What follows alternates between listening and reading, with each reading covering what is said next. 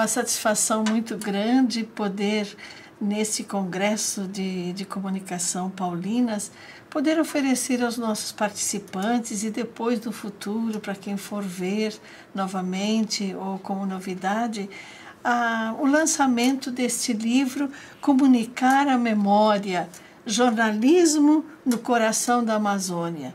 E tenho assim uma grata satisfação de ter aqui presente nesse lançamento o grande professor, jornalista e amigo e companheiro também de jornalismo, o professor Wagner Belmonte, que é professor na Faculdade de Comunicação, Faculdade Paulus de Tecnologia e Comunicação, que nós conhecemos como FAPCOM, também na Faculdade de Mogi das Cruzes. Mas o professor tem uma trajetória muito grande, também experiência na parte de radiodifusão e também na parte televisiva. Quer dizer, é um jornalista de primeira que eu assino embaixo e tive o prazer de constatar essa realidade. Professor, muito obrigado por ter aceito de estar aqui presente nesse lançamento e passo a palavra para você, que com muito carinho eu digo você. E então, esse livro, jornalisticamente, evangelicamente, no sentido de evangelização, mas sobretudo nesse sentido agora da questão do jornalismo. Fique com a palavra. Muito obrigado, professora Joana. De tudo que a senhora falou, vale o que a gente sempre pensa, né? Nessa apresentação generosa que a senhora fez, a melhor de todas as palavras é amigo, né? Já dizia o poeta gaúcho Mário Quintana que a amizade é um amor que não morre nunca, né? Lá da terra da senhora, não é isso? Isso mesmo. Lá da terra da senhora, o Mário Quintana. E assim, o que a gente pode falar em relação ao livro, em relação ao contexto que a senhora traz para a gente? Esse livro ele contempla um modelo de reportagem que é um modelo de reportagem que se tornou escasso e raro, infelizmente, né? Por quê? Porque aqui a gente tem uma função precípua do jornalismo. A função mais elementar do jornalismo é chegar onde outras pessoas, onde outros contextos, onde outras possibilidades não chegam, né? E a gente tem nesse livro o resgate da grande reportagem, né? O resgate da grande reportagem por serem perfis, narrativas, descrições ambientadas na revista da família cristã e que perduram por 40, 45 anos, né? Que perduram aí nesse período longo, ainda com um trabalho muito interessante que mostra aí Dom Helder Câmara, a liderança que ele representou para a Igreja Católica, a liderança que ele representou no seio da estrutura política brasileira, no enfrentamento, em questões de se posicionar e de não se omitir também.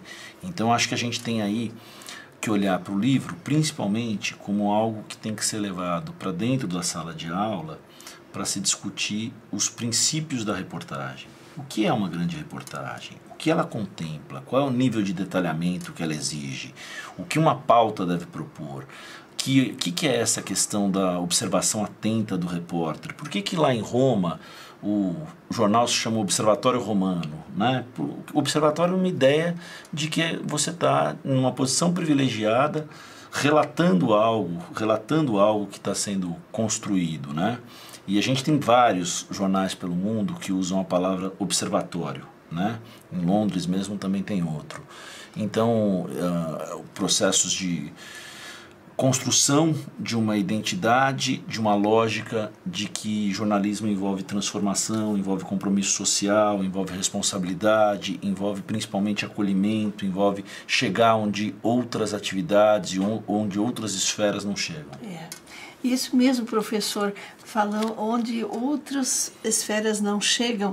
E esse livro, então, Comunicar a Memória, como bem disse, né, reportagens que a gente foi construindo lá pelos rios da Amazônia, pelas outras outros estados lá do norte, e Pará, Ilha do Marajó, etc., o Acre, tantos lugares que a gente esteve e chegava de avião até Manaus, depois lá tomava o barco e ia vivendo, né, com as pessoas do barco, pelos rios Negro, o rio Solimões. Qual era a alma desse povo? O que ele vivia? O que eram as comunidades ribeirinhas? Os nossos povos indígenas, né? Os nossos povos indígenas, quer dizer, estão transpondo, como você também em outras palavras disse, são temas que hoje deveríamos discutir. O jornalismo deveria, eu penso, né, ser mais contundente em afrontar e ajudar a criar uma consciência crítica nessa parte digamos, dos estudantes, inclusive de jornalismo, e dos adultos também, né? Mas algo que a gente percebe assim um percurso muito grande daquilo que eu consegui, graças a Deus, colher, porque ficava mais ou menos um mês e tanto por esses lugares todos, e colhia qual era a alma do povo, mas também, sobretudo, porque eu sou religiosa, então a questão da evangelização, a missionariedade. Nós pensamos e temos essa convicção que o jornalismo é um caminho muito importante para a evangelização. E na época, naturalmente, que não existia a internet. Então, a revista Família Cristã, essas reportagens, elas se tornaram assim algo que criava a opinião pública. E a gente se sentia muito contente por isso, porque chegava lá aonde as pessoas não teriam possibilidade de saber o que acontecia no meio da mata, o que acontecia lá no sul do Pará, onde os nossos padres franceses foram presos. Por que 2 padres franceses vão se ocupar da questão dos direitos humanos, dos direitos do cidadão, dos direitos e dos deveres também, mas daquilo que no tempo, né, e ainda perdura de outra forma, mas perdura a questão do latifúndio, aonde as pessoas não tinham como sobreviver, porque as grandes empresas, etc. e tal. Quem que põe o dedo lá nessa ferida, nessa dor grande que existe? A igreja missionária. Eu estou aqui falando igreja missionária e naturalmente que tantas outras pessoas também fizeram o bem, mas ajudar assim essas pessoas a terem educação, a cuidarem da saúde, etc. Tudo isso é descrito nessas reportagens que a gente resgata e no estilo jornalístico mesmo, para depois fazer com que as pessoas hoje não só rememorem, né, tenham assim o que foi isso que aconteceu, mas como que isso tem quase que o seu ápice e a sua gravidade acontecendo hoje, por inúmeras causas que nós sabemos, né? Sim, eu acho que quando a senhora falou, professora, da questão de consciência crítica, é importante a gente colocar no debate, propor um debate, que consciência crítica não envolve militância, mas que envolve cidadania. Né, que envolve consciência crítica. Não é você convencer alguém numa linguagem persuasiva que o jornalismo nem contempla. A linguagem persuasiva está mais associada à publicidade, né, convencer alguém sobre algo. Então, o jornalismo, no que diz respeito a esse papel na consciência crítica, ele vai ao encontro de premissas e de prerrogativas que contemplam prioritariamente o exercício da cidadania. A lógica de que uma pessoa mais informada é uma pessoa mais atenta, é uma pessoa que está mais antenada, é uma pessoa que sabe exercer melhor seus direitos. O senador republicano norte-americano, John McCain, que faleceu vítima de um câncer muito agressivo no cérebro e foi o primeiro candidato republicano derrotado na primeira eleição do Barack Obama, ele disse certa vez que, como prisioneiro de guerra na Guerra do Vietnã, que ele sentia mais falta de notícias e do senso que as notícias trariam para ele no mundo do que dos amigos e da família. O John McCain ficou durante 5 anos na mão do exército do Vietnã. E ele trouxe isso que depois, em livros de teoria do jornalismo, eles estudaram como qual é o papel que a notícia tem na vida da gente. por que a notícia interfere na nossa vida. E eles deram um nome para isso de instinto de percepção.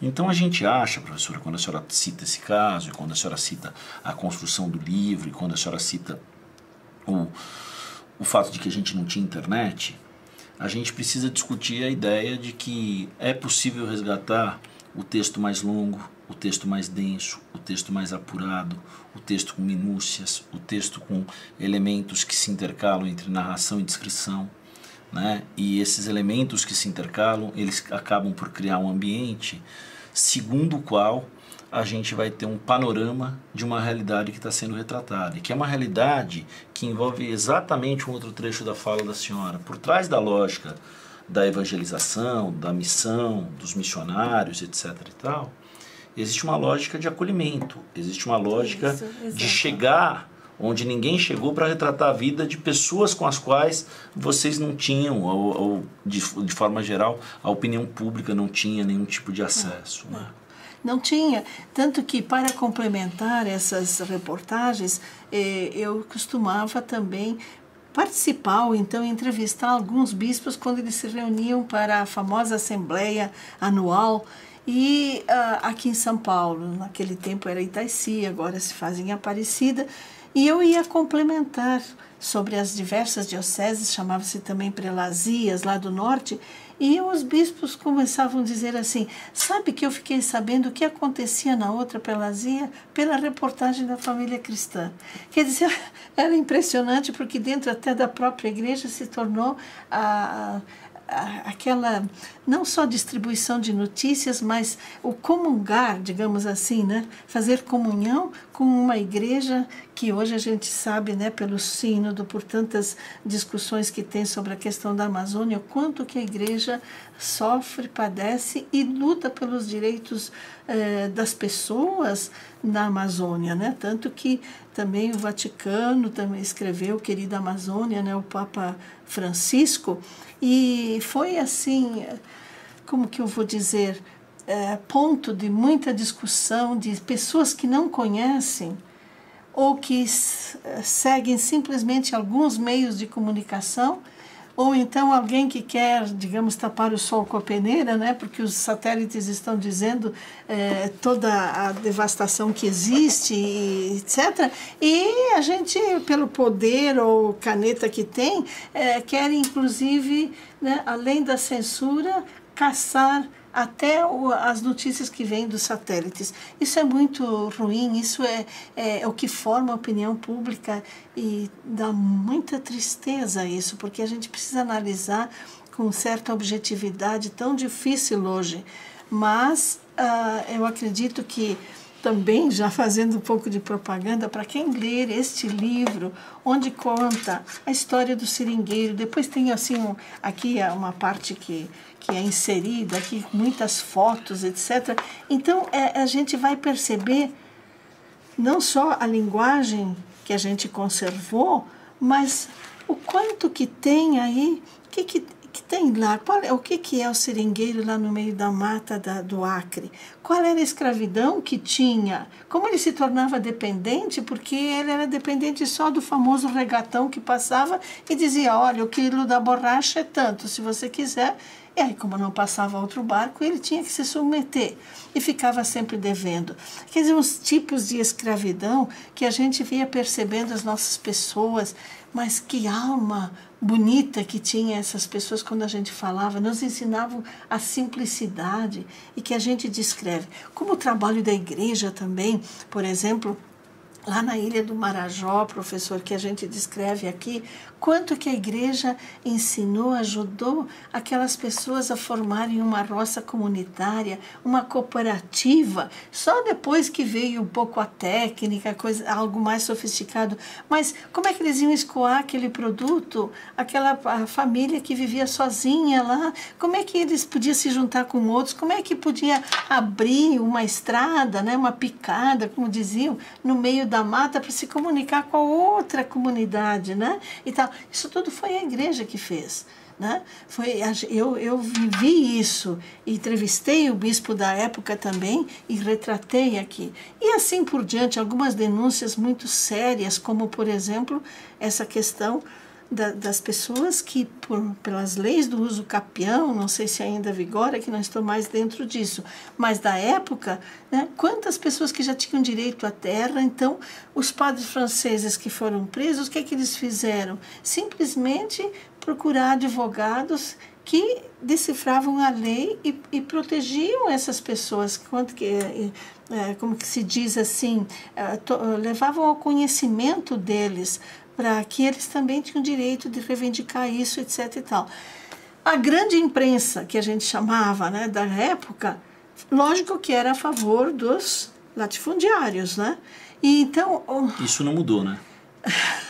Esse é um problema que a gente tem no Brasil, né? Esse é um problema. Então, acontece que a gente escreveu, né, a verdade que vem do povo, porque o nosso querido Dom Luciano Mendes, né, da época, pediu para nós, da revista Família Cristã, eu gosto de contar isso, porque está ligado ao jornalismo também, pediu que fôssemos lá fazer, entrevistar o que o povo dizia, a liderança dessas comunidades.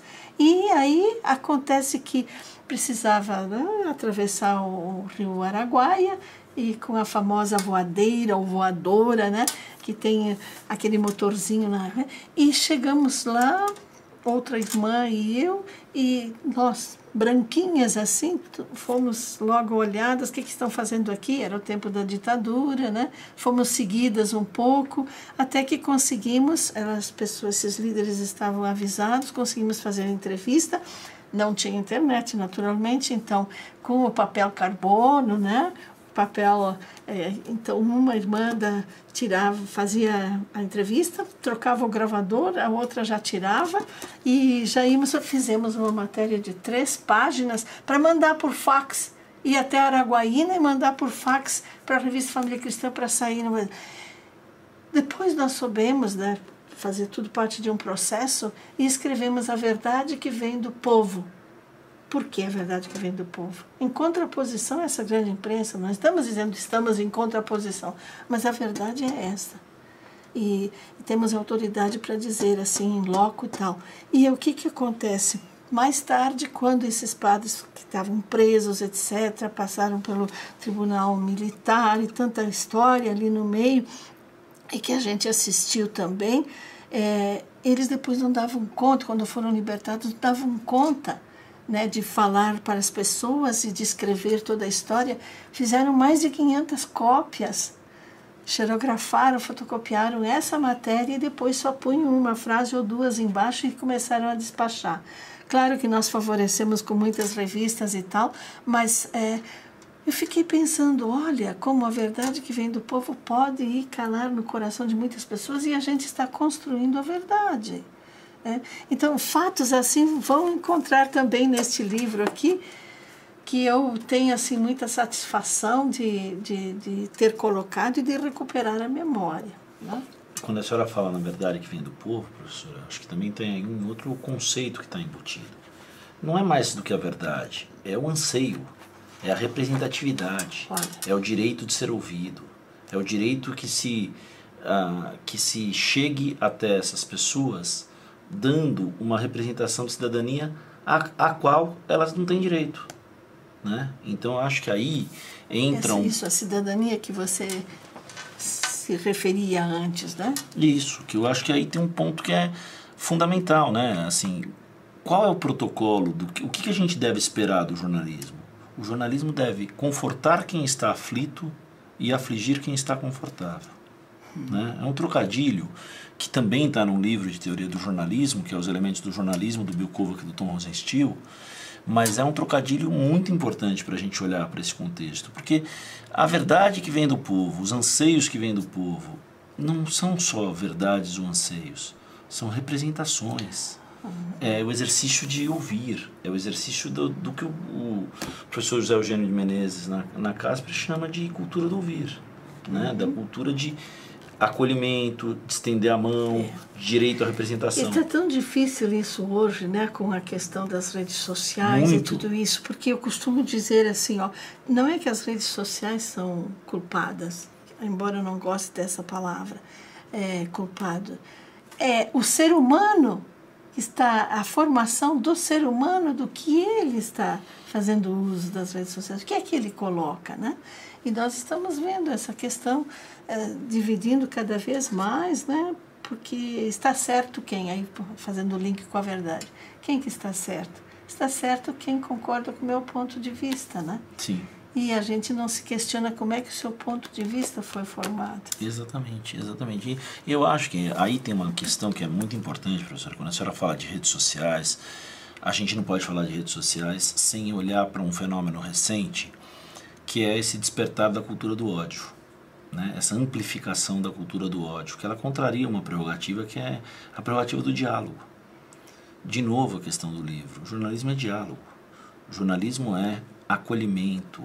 A gente que escolhe o jornalismo como profissão, a senhora que escolheu não só o jornalismo, como a questão missionária no interior ou no coração da Amazônia como questão, a gente não está falando só de acolhimento ou de cidadania, a gente está falando de algo maior, que é transformação, né? O direito de fazer com que as pessoas se sintam ouvidas é um direito que envolve fazer com que as pessoas, ao serem ouvidas, se sintam representadas e respeitadas.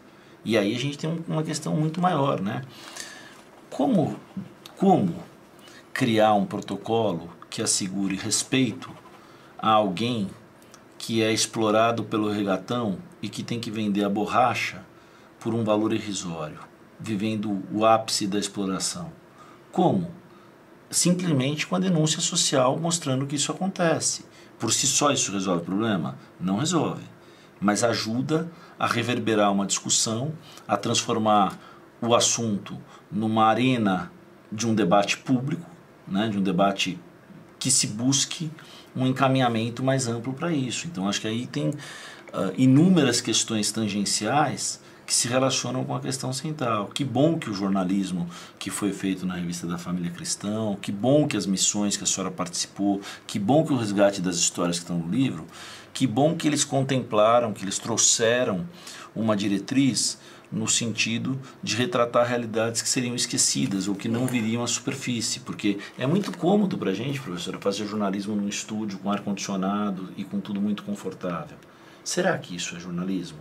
Será que o jornalismo em que a gente não estende a mão para o morador de rua, para quem está precisando, para a pessoa que sofre racismo, para a pessoa que sofre xenofobia, para aquele que sofre com a questão, né, que o povo da Síria que veio para o Brasil com a... né, então, os imigrantes, né? É uma questão bastante... que nos toca, que precisamos, dentro do tema, né, do Congresso, né, o humano na dinâmica da comunicação. Então, esse livro, ele também está, esse lançamento, é justamente querer também comungar e levar adiante essa discussão. Nós vamos ter assim várias palestras muito boas, né? E sobre essa questão do humanismo, um novo humanismo, e nessa transformação toda das novas tecnologias, etc. Mas nós, então, dentro dessa formação do ser humano, nesse momento, mas também resgatando a memória e nos unindo a toda essa atenção que nós queremos dar também para a questão da Amazônia. Que está longe, nós estamos vendo só através dos meios de comunicação, eu sabendo dizer que o turismo então está vindo a menos, ou isso ou aquilo, e que o Pantanal não para com a questão do fogo. Mas tudo isso implica em clima, implica em debates, implica em algo que é parte do Brasil, é parte da nossa alma, né, de brasileiros, sem entrar na questão assim, se os outros querem ver. Os outros estão preocupados com o equilíbrio desse planeta, aonde estamos nós também jogados. Sim. Então, nós queremos também fazer a comunhão com toda essa questão da Amazônia, né? A gente não pode, professora, relativizar um incêndio que destrói 30% do Pantanal. Inclusive porque a Polícia Federal, não sou eu e não é a senhora, a Polícia Federal apurou que fazendeiros estão ligados à propagação das chamas. Ou seja, áreas que envolvem extensão de áreas de plantio para um país que tem 210 milhões de habitantes, que é o Brasil, e que produz alimentos para sustentar ou para abastecer 1 bilhão de habitantes. Lembrando que a Terra tem 7.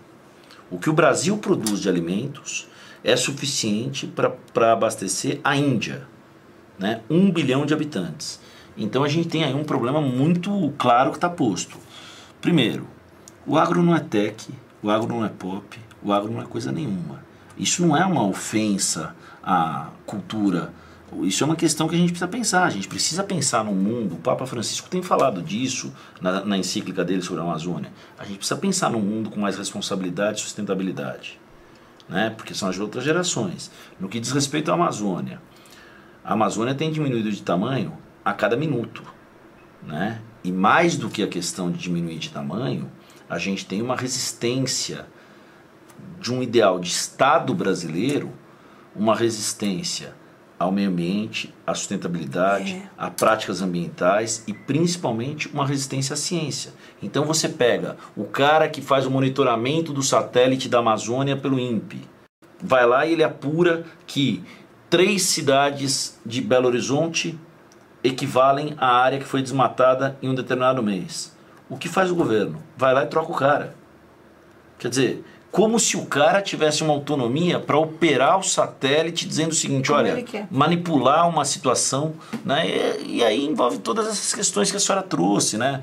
Dos papéis do jornalismo, das questões contextuais que o jornalismo embute. Sem dúvida. E aí, professor, a gente aproveitou também neste livro, que eu dividi assim, em 2 partes, porque tem um personagem fora de série que é o Dom Helder Câmara, né? Sim. E também, assim, pensei que podia aproveitar essa, digamos assim, esse embarque daquilo que nós queremos falar da parte norte, os povos indígenas, né, que são os habitantes primeiros e que a gente esteve em contato com eles muito e que nós estamos cada dia as notícias de quanto estão sendo dizimados, estão morrendo sem assistência. E não é só a assistência, é o compreender. Eu acho que a antropologia aí, ela falhou muito. Não vamos discutir as causas por que essa antropologia está falhando, se tornou muito política e etc., né? Mas o fato é que os nossos índios estão sendo dizimados. Os habitantes primeiros, né? Mas eu quis também, assim, levantar, por exemplo, será que o índio é um ser descartável? O Papa Francisco fala tanto assim que vivemos numa sociedade do descarte, né? Uma vez um missionário disse uma coisa para mim que pode soar como estranho hoje, que se o índio não tem necessidade, ele é incapaz de matar uma formiga. Isso para dizer, toda essa dizimação que tem, e alguém que pode fazer uma objeção e dizer, não, mas eles assim, é que as coisas mudaram muito. Foram bastante manipulados, foram usados, e hoje tem também aqueles que servem à indústria e etc., né? Então, e os outros? E respeitar a maneira de ser deles, não é? Então, nessa parte aí, os habitantes primeiros, a gente fala um pouco e coloca assim um pouco os preconceitos que existiam e que existe ainda nas escolas, quando a gente estudava sobre o dia do índio, etc. 19 de abril. Mas quantas vezes eu ouvi essa expressão assim também, nossa, parece uma Índia. O que é isso? Se a gente for assim, olhar um pouquinho mais profundamente, isso é assustador. Agora, então, eu quis aproveitar também, nessa parte do Nordeste, como uma semeadura de evangelização, algumas pessoas que por exemplo, o Dom Helder Câmara. Eu tive assim a oportunidade de entrevistá-lo e perguntar algumas coisas importantes. Todo mundo queria saber assim, porque ele fazia vigília todas as noites. Como é que era essa vigília? E ele conta, isso é maravilhoso. Mas aqui eu estou colocando mais assim como o preço da coerência para Dom Helder Câmara foi muito alto. Sem dúvida. Porque ele foi uma pessoa coerente, os desafios da trajetória, mas a força do profeta também, né? E o testemunho de alguns do episcopado sobre Dom Helder, mas sobretudo esse revolucionário da paz, né? É uma foto que a gente teve também na capa da revista Família Cristã. Então, essa, né? A força então, do profeta. A força do profeta, o revolucionário da paz. E eu acho que Dom Helder, acho não, eu tenho certeza, o Dom Helder vivia uma mística muito grande, muito profunda, para ele ter a força do profeta.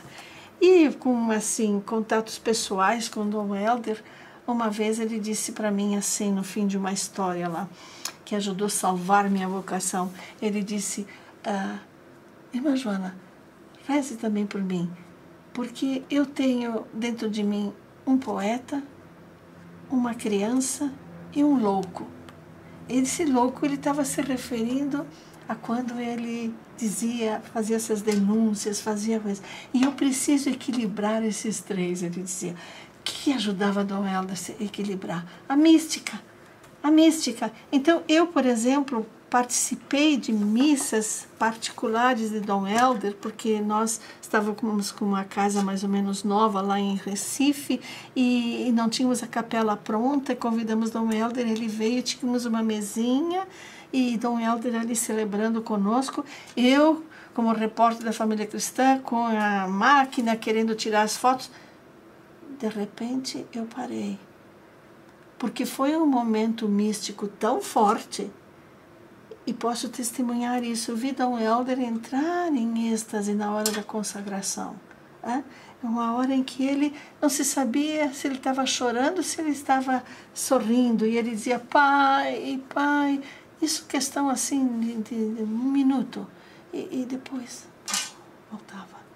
Então, a gente foi descobrindo a força deste profeta porque ele se alimentava, né, de Deus, da Eucaristia, etc., da palavra de Deus, e um homem que tem que marcar as nossas gerações, mas ele era compromissado, não era para fazer o bem aqui ou lá porque alguém ia dizer sim, ia dizer não. Né? Não era só o profeta e a criança, era o indignado, que ele chamou de louco. Né? Era o indignado, era o indignado a serviço de um processo de resistência histórica. Né?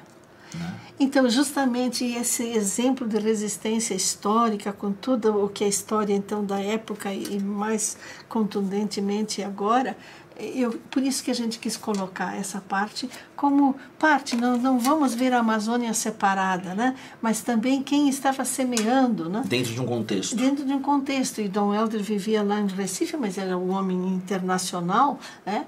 Um cearense maravilhoso, né? Que me disse assim uma vez, eu pintei, assim, listei mais de 3, 4 coisas negativas a respeito da juventude para fazer uma pergunta de propósito para ele. Sabia que vinha o profeta.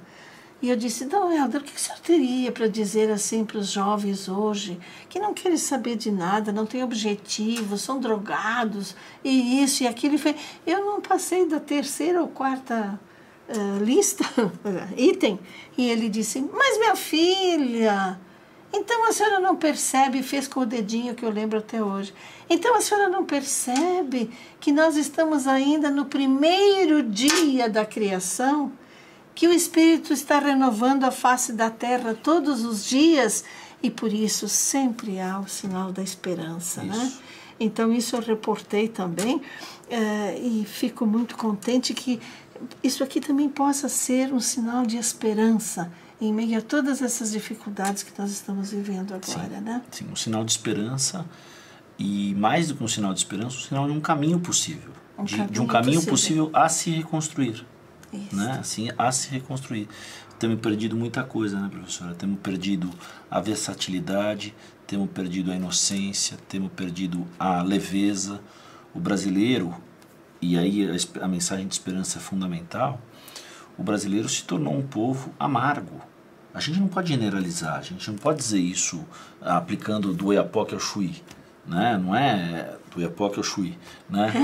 É ao contrário, né? Mas a gente tem que ter claro que isso é fundamental para a gente. Se a gente quiser construir um país e olhar para um país na dimensão do que a gente espera do país, reconstruir o diálogo, saber dialogar com os diferentes, não imergir em bolsas, né? Não submergir em bolsas, né? em bolhas, né? Em bolhas de convivência, não articular discursos que sejam discursos parecidos e que segreguem quem pensa diferente. Sabe que nessa última encíclica do Papa Francisco, me fez lembrar o que você falou, o diálogo, que se chama Fratelli Tutti. O 6º capítulo é de modo especial sobre o diálogo. Não lembro bem qual é o título ali, mas é impressionante como ele fala, vai descrevendo todas as atitudes do diálogo e depois ele diz, isso se chama diálogo, que entra esse respeito à diversidade, o acolhimento, o ajudar as pessoas a se construírem, a esperança, o olhar-se, admirar-se, apreciar-se, todas essas coisas, esses elementos que a gente diria básicos, que formam a nossa humanidade, não é? Mas, então, professor, eu acho que aqui tem um bom material também, né? Para as nossas escolas, né, de jornalismo. De jornalismo. O que você acha? Tenho certeza disso. A gente tem que trabalhar dentro da universidade como um espaço de construção da cidadania também, de construção e de amplificação dessa cidadania e dessa pluralidade. A gente tem que trabalhar dentro da universidade a lógica de um jornalismo que envolva um processo menos efêmero, menos instantâneo, menos imediato de apuração e de reportagem. Eu lembro, professora, de uma amiga minha que trabalhava no jornal Agora, da Folha de São Paulo, e que um dia ela me contou que ela fez 8 pautas. Ora, quem faz 8 pautas num dia não faz nada direito. O processo não é de número de produção, não é encadeamento de produção. O processo tem que ser de consistência sobre aquilo que se faz. Isso é uma coisa para a gente resgatar. O livro que a senhora desenvolveu, o livro que a senhora traz da questão do resgate das memórias, das narrativas, do papel dos evangelizadores na Amazônia, do acolhimento ao povo ribeirinho e etc. Esse livro é um livro que ele contempla uma prerrogativa mais clássica do jornalismo, que é essa prerrogativa de trabalhar a reportagem com a densidade que ela merece, né?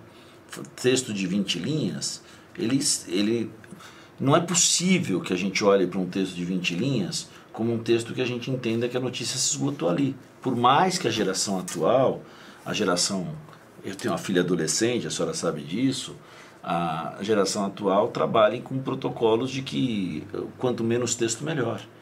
O grande segredo, o grande estímulo, o grande charme que esse livro traz é um estímulo que envolve principalmente o que é uma grande reportagem, o que ela embute, quais são os predicados que ela contempla.